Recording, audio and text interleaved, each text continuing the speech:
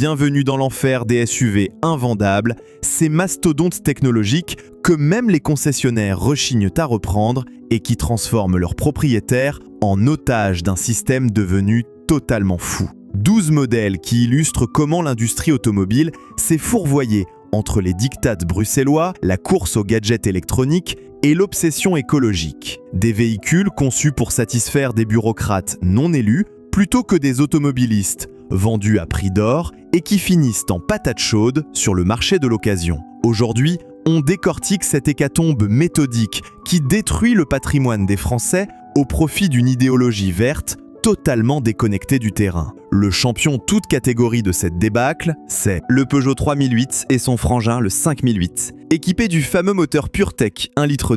Cette bombe à retardement mécanique montre bien tout ce qui ne va pas chez Stellantis. La courroie de distribution humide, cette invention diabolique censée réduire les frictions, se transforme rapidement en pâte visqueuse qui colmate les circuits d'huile. Les particules de courroie dégradées migrent dans tout le circuit de lubrification, bouchent progressivement la crépine d'aspiration d'huile, provoquent des à-coups au ralenti, des consommations d'huile astronomiques pouvant atteindre 1 litre tous les 1000 km, et pour finir, la casse moteur garantie. Imaginez, vous sortez de concession, fier de votre SUV familial à 35 000 €, et 6 mois plus tard, vous découvrez avec effroi que votre véhicule flambant neuf réclame des appoints d'huile permanents. Mais le pire dans cette histoire, c'est que Stellantis le savait. Les premières alertes techniques internes remontent à 2018. Les bulletins service et les rappels se multiplient depuis 2020. Et pourtant, ces moteurs continuent d'équiper la production actuelle. Vous trouvez ça normal, vous ?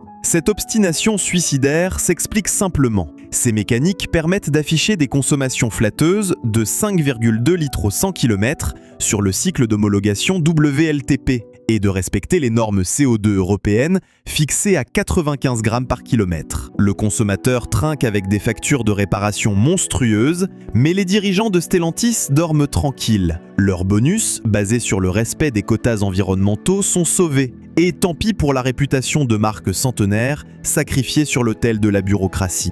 Sur le marché de l'occasion, c'est l'hécatombe. Un 3008 PureTech de 2019 avec 80 000 km au compteur, normalement valorisé 18 000 €, se retrouve bradé à 13 000 € quand il trouve preneur. Les acheteurs avertis fuient systématiquement, même avec un historique d'entretien complet. Et ils ont 1000 fois raison. Changer préventivement une courroie humide coûte entre 2 500 et 3 500 € dans un garage agréé, nécessite la dépose complète du moteur et n'offre aucune garantie sur la durabilité de la réparation. La plupart des exemplaires accusant des symptômes avancés finissent directement à la casse, transformant un investissement familial de 35 000 € neuf en perte sèche au bout de 5 ans. L'alternative rationnelle pour qui cherche un SUV familial fiable, un Toyota RAV4 hybride, certes proposé 4 000 € plus cher à l'achat, mais qui embarque l'ingénierie japonaise éprouvée sur des millions d'exemplaires, une chaîne de distribution.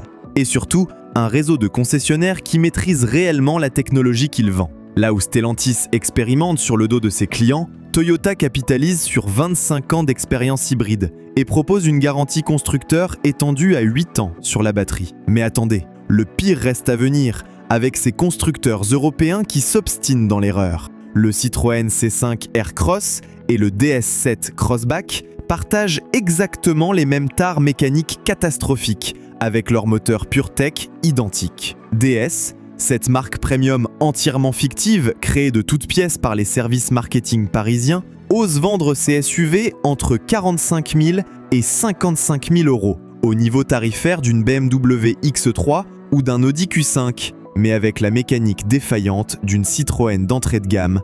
Le comble de cette stratégie marketing mensongère, ces véhicules problématiques sont systématiquement bardés d'écrans tactiles dernier cri de 12 pouces, de systèmes d'aide à la conduite sophistiqués, mais souvent défaillants, de suspensions pilotées électroniquement qui tombent en panne au bout de 60 000 km, d'éclairage LED matriciel hors de prix à remplacer. Tout un arsenal technologique spectaculaire destiné à justifier des tarifs premium sur une base mécanique fondamentalement pourrie. C'est exactement la définition de ce qu'on appelle aujourd'hui un iPad sur roue.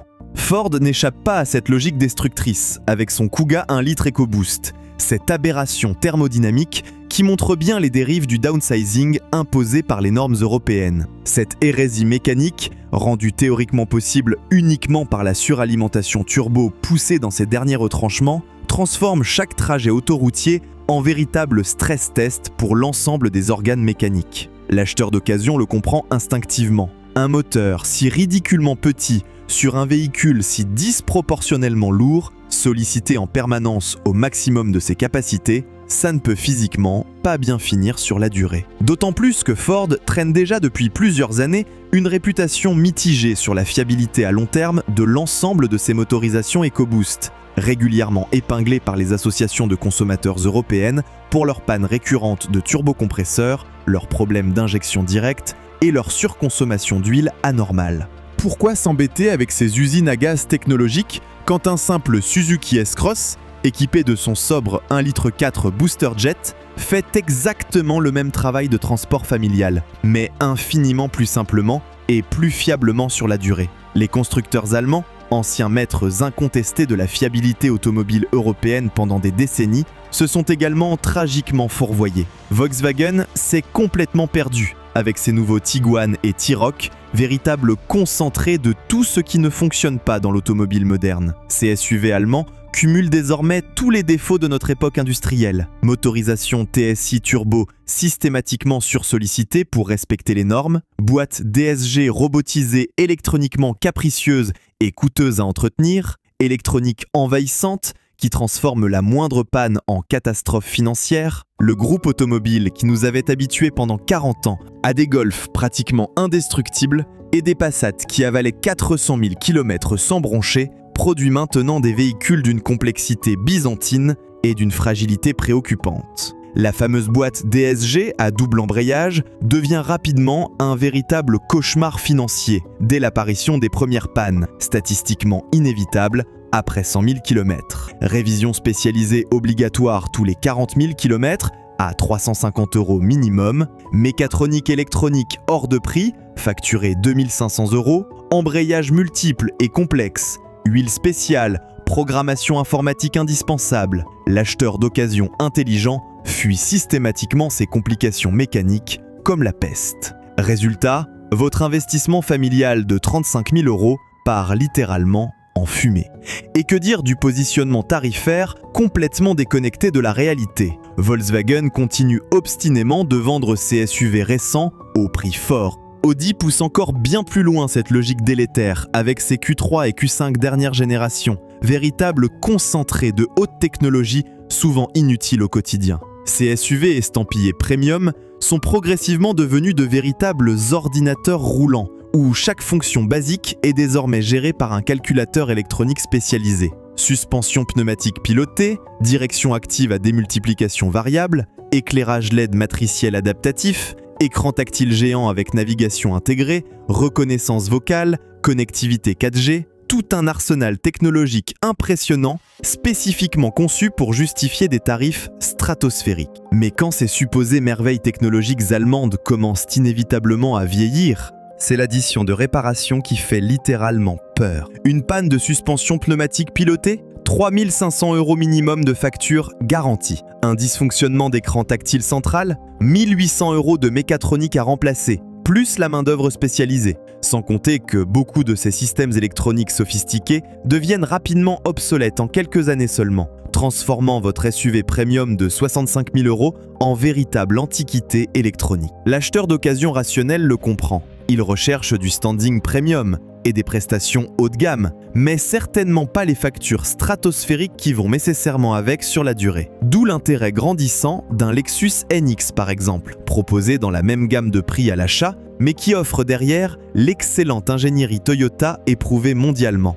Range Rover Evoque et Velar montrent bien cette dérive premium totalement déconnectée de la substance mécanique réelle. Ces SUV britanniques, au design indéniablement spectaculaire, cumulent un style tape à l'œil qui fait sensation dans les concessions avec une mécanique, hélas, souvent catastrophique, qui se révèle à l'usage quotidien. L'Evoque, particulièrement en version hybride rechargeable 4XC, devient très rapidement un véritable gouffre financier pour ses propriétaires infortunés. Les versions PHEV, hybrides rechargeables sont particulièrement vicieuses et trompeuses. Elles permettent artificiellement d'afficher des consommations complètement dérisoires de 2,1 litres au 100 km sur le cycle d'homologation européen officiel, mais en usage réel quotidien, sans recharge systématique chaque soir sur une borne domestique, elles consomment fréquemment davantage qu'un excellent diesel moderne. En occasion, personne ne veut rationnellement de ces usines à gaz d'une complexité inouïe. Quel acheteur sensé va prendre le risque financier considérable d'acquérir un véhicule qui cumule simultanément moteur thermique suralimenté, moteur électrique haute tension, batterie lithium-ion de forte capacité, électronique de gestion ultra sophistiquée et système de transmission intégrale? Chaque organe mécanique multiplié par 2 ou par 3, c'est logiquement la probabilité de panne grave multipliée par 4 ou par 6. Stellantis récidive dans l'erreur, avec Jeep et ses malheureux Compass et Renegade, supposés incarner l'aventure américaine authentique. Ces SUV artificiellement américanisés cachent en réalité très mal leur ADN italien fondamentalement défaillant, hérité des pires années Fiat. Le Renegade 4XC, version hybride, pousse cyniquement le vice technologique jusqu'au bout. 4 roues motrices électroniquement gérées, double motorisation thermique et électrique. Mais le plus fondamentalement révoltant dans cette imposture généralisée, c'est que ces véhicules d'une complexité inouïe sont systématiquement vendus comme écologiques par des commerciaux totalement cyniques. Un Renegade PHEV pèse allègrement près de 2 tonnes à vide, consomme des quantités astronomiques de ressources minérales rares pour sa batterie lithium-ion, nécessite une infrastructure de recharge gourmande en métaux précieux et finira statistiquement à la casse prématurément avant d'avoir amorti son bilan carbone de fabrication. La simplicité mécanique assumée d'un modeste Suzuki Vitara All Grip fait effectivement pâle figure face à ces mastodontes technologiques. Mais au moins, cette approche pragmatique fonctionne. Moteur atmosphérique éprouvé depuis des décennies. Transmission manuelle ou automatique classique bien au point. Système de transmission intégrale simple et robuste. Mercedes pousse encore considérablement plus loin l'absurdité technologique avec ses GLA et GLB hybrides rechargeables, summum de la sophistication allemande contemporaine. Ces SUV compacts estampillés premium montrent bien la schizophrénie industrielle actuelle. Ils embarquent une technologie de pointe d'une complexité sidérante pour satisfaire artificiellement les normes environnementales européennes. Mais paradoxalement, cette même technologie les rend pratiquement invendables sur le marché de l'occasion. Le PHEV, hybride rechargeable, c'est exactement le produit type du dogme bureaucratique bruxellois. Formidable sur le papier pour les ingénieurs de la Commission européenne, mais totalement catastrophique en pratique quotidienne, autonomie électrique dérisoire de 40 km dans le meilleur des cas, temps de recharge domestique de plusieurs heures, incompatible avec un usage nomade, surconsommation dramatique dès que la petite batterie est vide. Sans compter les problèmes récurrents de connectique haute tension, de chargeurs embarqués défaillants et de mise à jour logicielle qui plantent régulièrement le système de gestion énergétique. Et comme ces véhicules de flotte sortent massivement des contrats de leasing professionnel après exactement 3 ans d'utilisation intensive, ils inondent périodiquement le marché de l'occasion et font s'effondrer les prix. Les particuliers qui les avaient courageusement achetés comptant en concession se retrouvent brutalement avec une décote de 60 à 65% en 3 ans seulement. Volvo, malgré sa réputation historique et méritée de solidité scandinave légendaire, s'est tragiquement fourvoyé avec ses XC40 et C40 recharge. Ces SUV à batterie montrent malheureusement l'impasse technique et commerciale de la mobilité électrique systématiquement imposée par les décisions politiques européennes. Autonomie théorique flatteuse de 400 km selon le cycle WLTP, réalité d'usage quotidien décevante avec 250 km réels en conditions hivernales. Réseau de recharge français structurellement défaillant. Mais le pire aspect de ces véhicules électriques de nouvelle génération, c'est leur obsolescence programmée complètement assumée. Ces automobiles dépendent désormais entièrement de mises à jour logicielles permanentes pour fonctionner correctement. Quand Volvo décidera arbitrairement d'arrêter le support technique de votre modèle dans 8 ou 10 ans, exactement comme Apple ou Google avec leurs anciens smartphones, votre SUV de 65 000 € tout neuf deviendra logiquement un presse-papier géant totalement inutilisable. Tesla, Et son fameux modèle Y représente l'apothéose de cette dérive technologique généralisée. Cette marque californienne a réussi l'exploit industriel de vendre massivement des automobiles à la qualité de finition objective d'une Lada des années 80, au prix stratosphérique d'une Mercedes classe S. Panneaux de carrosserie systématiquement mal ajustés avec des jeux variables, peinture approximative qui s'écaille prématurément, plastiques intérieurs de mauvaise qualité, fiabilité globale totalement aléatoire selon les séries de production. Mais le plus dramatique pour les acheteurs, c'est l'instabilité chronique et imprévisible des prix catalogue. Impossible de prévoir rationnellement la valeur résiduelle future d'un Tesla. Elle dépend entièrement des humeurs erratiques d'un milliardaire fantasque qui communique par tweets impulsifs. En occasion, c'est littéralement la roulette russe technologique totale pour l'acheteur. Batterie haute tension en fin de vie prématurée, écran tactile central défaillant qui commande toutes les fonctions, mise à jour logiciel automatique qui plante définitivement le système de bord. Chaque Tesla d'occasion représente un pari financier considérable sur l'avenir technologique et la pérennité du support constructeur. Les SUV chinois émergents comme le MG ZS EV ou le BYD Atto 3 représentent une menace économique encore bien plus grave pour notre industrie. Ces véhicules de l'empire du milieu, vendus artificiellement bon marché grâce aux subventions publiques massives du Parti communiste chinois, détruisent méthodiquement notre tissu industriel automobile séculaire. Dumping commercial caractérisé pour conquérir rapidement nos marchés captifs, puis imposer leurs prix monopolistiques une fois la concurrence européenne définitivement éliminée. En occasion, ces chinoiseries industrielles posent des questions terrifiantes. Pièces détachées effectivement disponibles sur la durée? Service après-vente réellement pérenne? Qualité intrinsèque des matériaux? Longévité réelle des batteries? Personne n'a actuellement de réponse fiable à ces interrogations fondamentales. Renault termine logiquement ce palmarès avec ses malheureux Captur et Arcana TCE, supposés incarner le renouveau du savoir-faire automobile français. Ces SUV tricolores montrent malheureusement comment nos constructeurs nationaux ont progressivement sombré dans la médiocrité technique. Moteurs turbo-essence structurellement fragiles, finitions intérieures approximatives qui vieillissent très mal, fiabilité d'ensemble totalement aléatoire, le fameux moteur TCE cumule, hélas, tous les défauts du downsizing européen mal maîtrisé. Turbocompresseur chroniquement sous-dimensionné qui chauffe exagérément, injection directe essence particulièrement capricieuse qui encrasse prématurément, distribution par chaîne métallique anormalement bruyante. Renault a malheureusement réussi l'exploit technique de rendre simultanément complexe et fragile une mécanique qui devrait logiquement être simple et robuste. Nos constructeurs nationaux, jadis référence mondiale de qualité et d'innovation, sont devenus les victimes consentantes d'un système bureaucratique qui les contraint à produire des véhicules inadaptés aux besoins réels de leurs clients.